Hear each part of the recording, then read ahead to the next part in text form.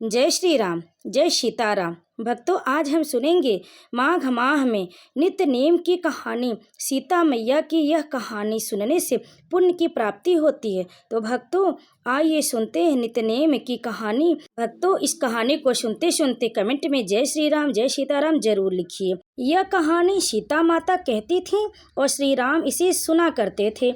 एक दिन श्री राम भगवान को किसी काम के लिए बाहर जाना पड़ गया तो सीता माता कहने लगी कि भगवान, मेरा तो 12 वर्ष का नित्य नियम है। अब आप बाहर जाएंगे तो मैं अपनी कहानी किसे सुनाऊंगी।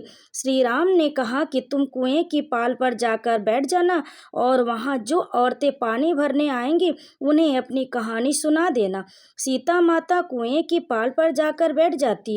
एक स्त्री आई, उसने रेशम की जरी की साड़ी पहन रखी थी और सोने का घड़ा ले रखा था। सीता माता उसे देखकर कहती है कि बहन, मेरा 12 वर्ष का नित्यनेम सुन लो। पर वह स्त्री बोली कि मैं तुम्हारा नित्यनेम सुनूंगी तो मुझे घर जाने में देर हो जाएगी और मेरी सास मुझसे लड़ेगी।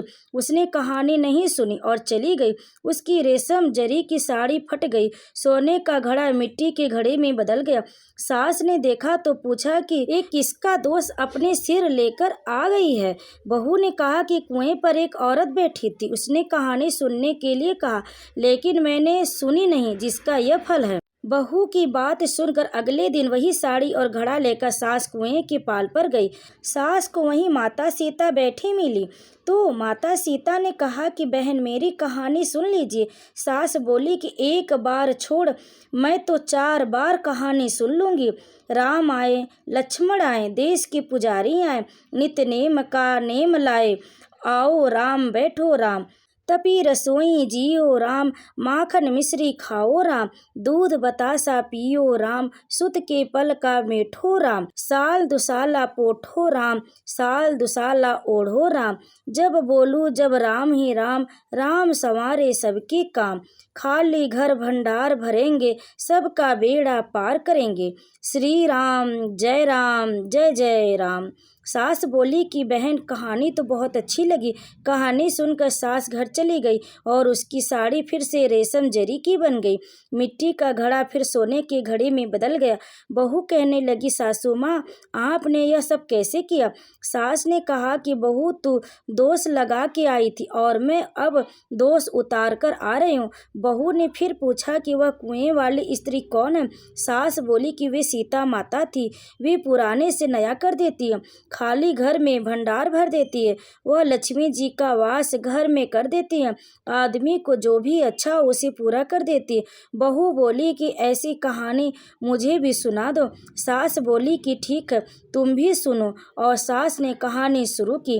राम आए, लक्ष्मण आए, देश के पुजारी आए, नित्य नेम का नेम लाए, आओ राम बैठो राम, तपी रसोई जियो राम, माखन मिश्री खाओ राम, दूध बतासा पियो राम, सुत के पल का मोठो राम, साल दुसाला पोठो राम, साल दुसाला ओढ़ो राम, जब बोलू जब राम ही राम, राम संवारे सबके काम, खाली घर भंडार भरेंगे, सबका बेड़ा पार करेंगे, श्री राम जय जय राम।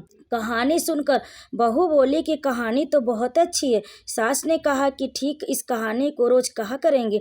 अब सास बहू रोज सवेरे उठती, नहाती धोती और पूजा करने के बाद नित्य नेम की कहानी, सीता की कहानी कहती। एक दिन उसके यहाँ एक पड़ोसन की औरत आई और बोली कि बहन, जरा सी आँच देना। तो वह बोली कि आँच तो अभी हमने जलाई ही नहीं। पड़ोसन ने कहा कि तुम सुबह 4 बजे से उठकर क्या कर रही हो। फिर उन्होंने कहा कि सुबह उठकर हम पूजा करते हैं, फिर सीता माता की नित्य नेम की कहानी कहते हैं। पड़ोसन ने उनकी बात सुनकर फिर कहा कि सीता माता की कहानी करने से तुम्हें क्या मिला। वे बोले कि इनकी कहानी कहने से घर में भंडार भर जाते, सारे काम सिद्ध होते, मन की इच्छा भी पूरी होती। पड़ोसन कहते कि बहन, ऐसी कहानी तो मुझे भी सुना दो। फिर वह बोली कि ठीक है, तुम भी यह कहानी सुन लो। राम आए लक्ष्मण आए, देश के पुजारी आए, नित नेम का नेम लाए, आओ राम बैठो राम। उसके आगे की कहानी सुना दी। सारी कहानी सुनने के बाद पड़ोसन कहने लगी, बहन कहानी तो तुमने बहुत अच्छी लगी, तुम्हारी कहानी बहुत अच्छी लगी। अब तुम पड़ोसन भी नित्यनेम सीता माता की कहानी कहने लगी। कहानी कहने से सीता माता ने पड़ोसन के भी भंडार भर दिए। अब तो पूरे मोहल्ले में नित्यनेम की कथा चल पड़ी। हर किसी की मनोकामना पूरी होने लगी।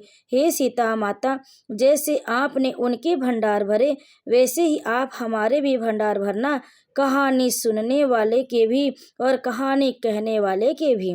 तो प्रेम से बोली सीता माता की जय।